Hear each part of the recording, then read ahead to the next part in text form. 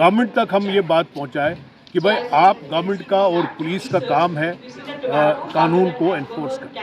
NDPS act है, narcotics drugs psychotropic substances act 1985, उसकी enforcement.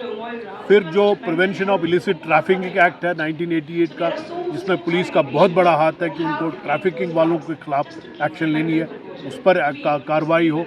और ये जो फिर अस्पतालों में आपने फैसिलिटी रखी है, काउंसलिंग रखी है, ट्रीटमेंट के लिए अरेंजमेंट रखा है, इसको बढ़ाएं, इसको ज़्यादा करें, क्योंकि अब प्रॉब्लम्स बढ़ रही है। तो लेकिन हम तो बढ़ने नहीं देंगे, हम चाहते हैं कि हम इसको बढ़ने ना दें, लेकिन फिर भी कुछ ना कुछ तो होगा, कहीं ना कहीं तो लोग इस पर एडिक्शन हो ही जाएगी, तो उनके लिए सहूलियात जो है वो होनी चाहिए। लेकिन सबसे बड़ी बात जो मैं बार बार फिर से दोहराऊंगा कि हुकूमत को चाहिए ड्रग ट्रैफिकर्स के खिलाफ, पेडलर्स के खिलाफ, जो स्टोरेज करते हैं, जो उसको वो करते हैं, उनके खिलाफ एक्शन लेनी चाहिए। उसके लिए कानून है, 2 बड़े कानून हैं, दोनों कानून की पूरी अमल आवरी होनी चाहिए। आज हम यहाँ डीपीएस में आए हैं। सबसे पहले तो मैं रशीद सोफी साहब का और यहाँ की प्रिंसिपल का शुक्रिया अदा करता हूँ। इन्होंने एक बहुत अच्छा प्रोग्राम यहाँ पर ड्रग अब्यूज़ के ख़िलाफ़ ऑर्गेनाइज़ किया है। देखिए, आपने कहा कि एक और प्रोग्राम यहाँ पर आज हम कर रहे हैं, इसकी क्योंकि ये प्रॉब्लम जो है, ये जो शिद्दत है ड्रग अब्यूज़ की, ये हमारे कश्मीर में, ख़ासकर कश्मीर में बहुत ज़्यादा फैला है। पिछली बार हम इसका वो एक एस्टिमेट लगा रहे थे डॉक्टरों के साथ मिलके, तो एक फिगर आया कि तकरीबन कम से कम 5 या 6 लाख यंगस्टर्स, ज़्यादातर यंगस्टर्स, बड़े भी होंगे इसमें, जो इसकी लत में आए। तो ये एक बहुत बड़ा एक नुकसान है हमारे लिए, क्योंकि जो नौजवान होते हैं उनमें एक एनर्जी होती है, वो एक ज़िंदगी का एक स्टेज ऐसा है जहाँ पर उनको या तो तालीम लेनी है या कोई काम करना है, सोसाइटी की तरफ कंट्रीब्यूट करना है। लेकिन अगर वो ड्रग्स की तरफ जाएंगे तो वो तो फिर उनकी एनर्जी पूरी तरह से सैप हो जाती है। वो एक तो अनप्रोडक्टिव पैसा बर्बाद होता है और उनका वक्त, एनर्जी, टेंशन सारा ख़राब होता है। फिर उनकी वजह से उनकी फैमिली को कितनी तकलीफ़ होती है, अगर उनके बच्चे हैं उनको कितनी तकलीफ़ होती है, अगर उनके वालदैन होते ही हैं, वालदैन को तकलीफ़ होती है, तो एक नेगेटिव इम्पैक्ट और एक हार्मफुल इम्पैक्ट उनका होता है। इसलिए हम चाहते हैं कि इस चीज़ को, इस ख्याल को हम आम करें, यहाँ पर एक मूवमेंट बन जाए, एक ओपिनियन घर घर बन जाए कि हमें अपने बच्चों को, अपने नौजवानों को ड्रग से दूर रखना है और इस बिद्दत से दूर रखना है। एक डॉक्टर अभी आपको बताएंगे यहाँ पर कि जो ड्रग्स लेते हैं आजकल, वो इंजेक्शन के ज़रिए लेते हैं, उसकी वजह से इतनी बीमारियाँ हो सकती हैं। और सबसे बड़ी बीमारी, सबसे एक जानलेवा बीमारी जो होती है, वो हेपेटाइटिस बी, जो अक्सर नीडल के ज़रिए स्प्रेड होती है, अपार्ट फ्रॉम अदर डिजीज़। तो इसमें उस आदमी का जो ड्रग्स लेता है, उसको खुद का नुकसान है, उसकी सेहत को खतरा हो सकता है, उसकी जान को खतरा हो सकता है और उनकी फैमिली तबाह हो जाती है।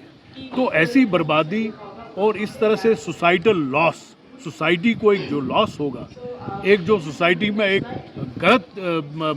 गलत एक उसका इम्पैक्ट होगा, उसको हम ख़त्म करना चाहते हैं। हम चाहते हैं कि वो मिनिमाइज़ हो, और इसीलिए हम ये बार बार ये अवेयरनेस प्रोग्राम्स कर रहे हैं। Sir, rehabilitation of the already victims, आपको लगता है कि डिस्ट्रिक्ट्स में या पूरे यूटी में इस तरह के रिहैबिलिटेशन सेंटर होने चाहिए? बहुत अच्छी बात है ये। देखिए, इसमें ये जो ड्रग्स की सिचुएशन है, इसमें यूनाइटेड नेशंस की भी एक ऑर्गेनाइजेशन है जिन्होंने 3 असूल रखे हैं: सप्लाई रिडक्शन, डिमांड रिडक्शन और हार्म रिडक्शन। आपने हार्म रिडक्शन की बात की। सप्लाई रिडक्शन का मतलब है कि पुलिस को, गवर्नमेंट को चाहिए, जो ये सप्लाई में, ट्रैफिकिंग में इन्वॉल्व है, पेडलिंग में इन्वॉल्व है, उसको उनके खिलाफ जो है एक्शन ली जाए और ऐसे कानून बनाए जाए, खासकर सब्सटेंस अब्यूज़ के लिए कानून ऐसे बनाया जाए कि उनकी सेल, अगर मेडिसिनल वैल्यू के लिए भी उनको सेल करनी होती है कहीं कहीं, तो उसको पूरी तरह से रेगुलेट किया जाए। इसका मतलब है सप्लाई रेगुलेट हो, या तो मना हो, बैन हो, या अगर कोई चीज़ सप्लाई करनी भी है मेडिकल उसके ज़रिए मेडिकल वैल्यू, क्योंकि उसकी मेडिकल यूटिलिटी होती है, तो उसको कंट्रोल करना। दूसरा है डिमांड के लिए हम जैसे यहाँ आए हैं, हम चाहते हैं कि अगर लोग ना लें तो डिमांड ऑटोमेटिकली कम हो जाएगी। हमें उसके लिए बहुत ज़्यादा मेहनत करनी है, अवेयरनेस पैदा करनी है, घर घर पैदा करनी है, ताकि इसकी डिमांड ना हो। और तीसरी बात है हार्म रिडक्शन। जो आपने कहा, अगर खुदा न खास्ता आप किसी को लत पड़ जाती है, इसमें एडिक्शन आ जाती है, तो उसके लिए क्या फैसिलिटीज़ हुकूमत ने रखी है, क्या ड्रग एडिक्शन सेंटर है, क्या काउंसलिंग है, क्या अस्पताल में ट्रीटमेंट है। कुछ लोगों को तो ट्रीटमेंट चाहिए। सबसे पहला स्टेप होता है डी एडिक्शन के साथ काउंसलिंग होती है, और अगर उसके बावजूद भी उस पर उसकी सेहत पर असर पड़ गया हो तो उसमें ट्रीटमेंट होता है। तो ये फैसिलिटी अब मैंने सुना है गवर्नमेंट ने डिस्ट्रिक्ट लेवल पर भी अब मेंटल हेल्थ के लिए ऐसी फैसिलिटीज़ रखी हैं, ट्रीटमेंट के लिए, डी एडिक्शन के लिए और काउंसलिंग के लिए। तो हम, लेकिन फिर भी हम अपील करेंगे आपकी मीडिया के ज़रिए, मैं आपका बहुत बहुत शुक्रिया अदा करता हूँ, गवर्नमेंट तक हम ये बात पहुँचाएँ कि भाई आप, गवर्नमेंट का और पुलिस का काम है कानून को एनफोर्स करना। एनडीपीएस एक्ट है, narcotics drugs psychotropic substances act 1985, उसकी एनफोर्समेंट।